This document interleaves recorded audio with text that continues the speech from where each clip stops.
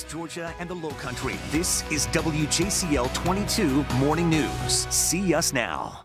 Right now on WJCL 22 Morning News, school return concerns. Some parents threatening to keep their kids home because of a nationwide COVID case surge.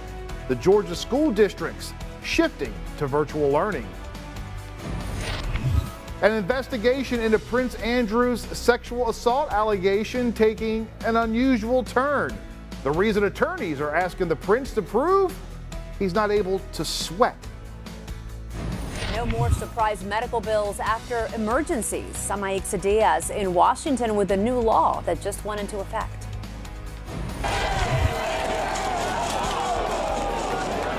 NFL fans taking a scary fall during a game Sunday. What caused the crowd to take a tumble, landing right on top of an Eagle star quarterback?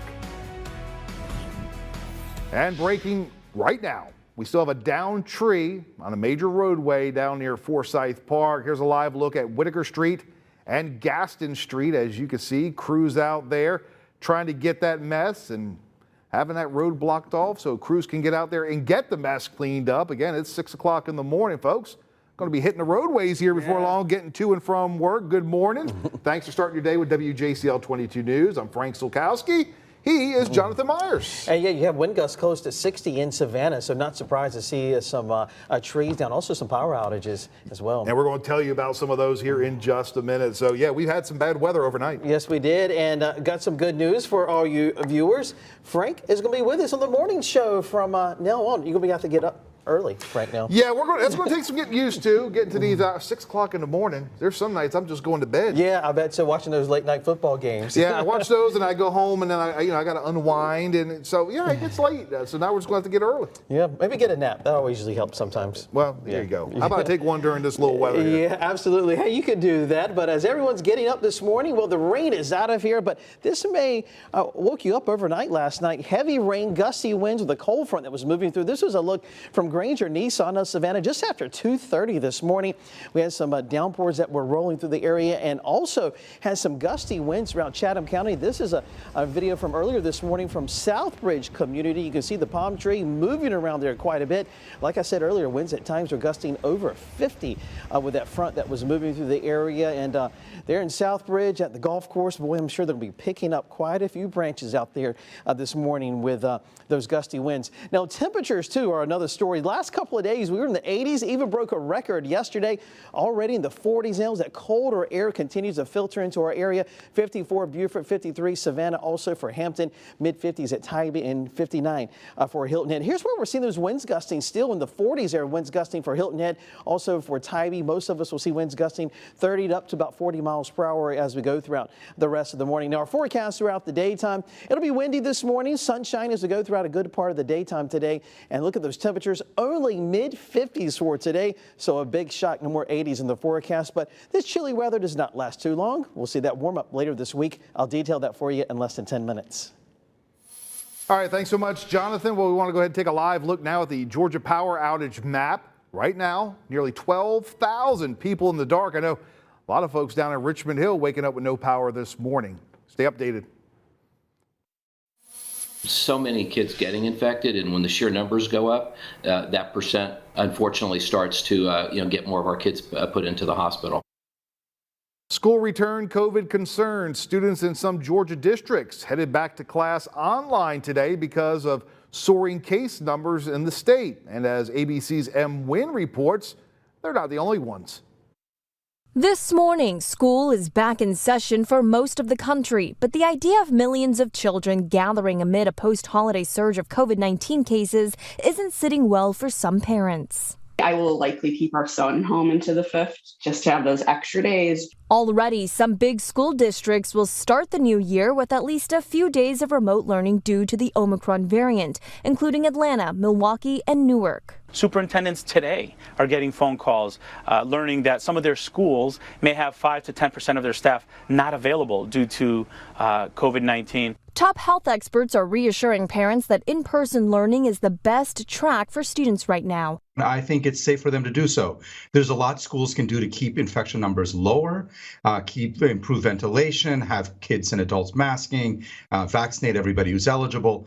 This comes as the U.S. is seeing an average of nearly 400,000 new daily COVID cases nationwide, with hospitalizations approaching 100,000.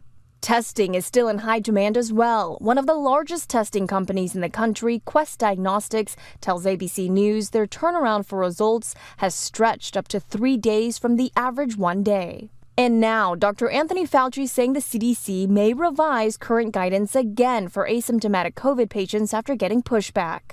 The agency could recommend that a person get a negative COVID test before ending isolation. The CDC had shortened the isolation period for those testing positive from 10 days to 5 and was not requiring a negative test. There has been some concern about why we don't ask people at that 5-day period to get tested. That is something that is now under consideration. Here in Washington, a high-profile case of COVID-19. Defense Secretary Lloyd Austin announced he tested positive Sunday with mild symptoms. He says his last meeting with President Biden was almost 2 weeks ago. Em Nguyen, ABC News, Washington. Well, this morning, a new law called the No Surprises Act is in effect. All right, Aixa Diaz in Washington with how this could save you some big bucks. This new law protects patients from getting surprise medical bills after they've received care from providers they did not choose. When there's an emergency and you end up at the ER, you don't choose which doctor treats you.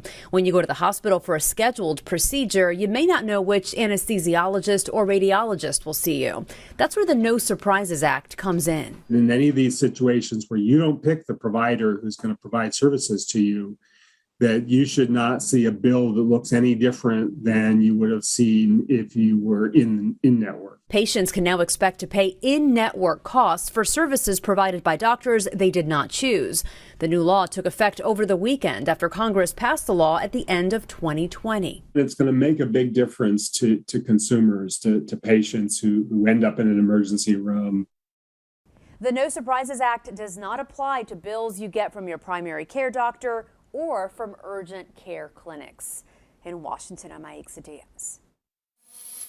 Prince Andrew hiding behind his title, his money, his wealth, and the royal family. He has to face the music. All new this morning, Prince Andrew being asked to provide documents proving he isn't able to sweat. It's all part of a sexual assault civil lawsuit here in the U.S. According to court documents, an attorney for one of his accusers made the request that Prince Andrew prove his alleged medical inability to sweat. This comes after the prince disputed the claim made by the woman that he sweated profusely before assaulting her back in 2001.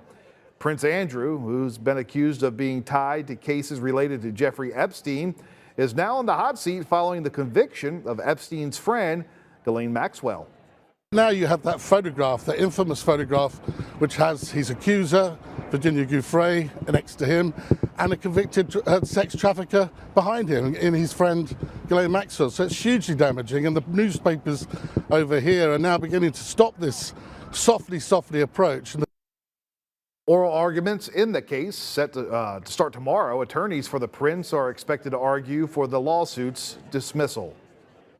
Well, Tampa Bay Buccaneers wide receiver Antonio Brown out of a job this morning after taking off his uniform in the middle of a game and running into the locker room. This happened during yesterday's game against the New York Jets. All new this morning, we're hearing from star quarterback Tom Brady about Brown's unusual exit.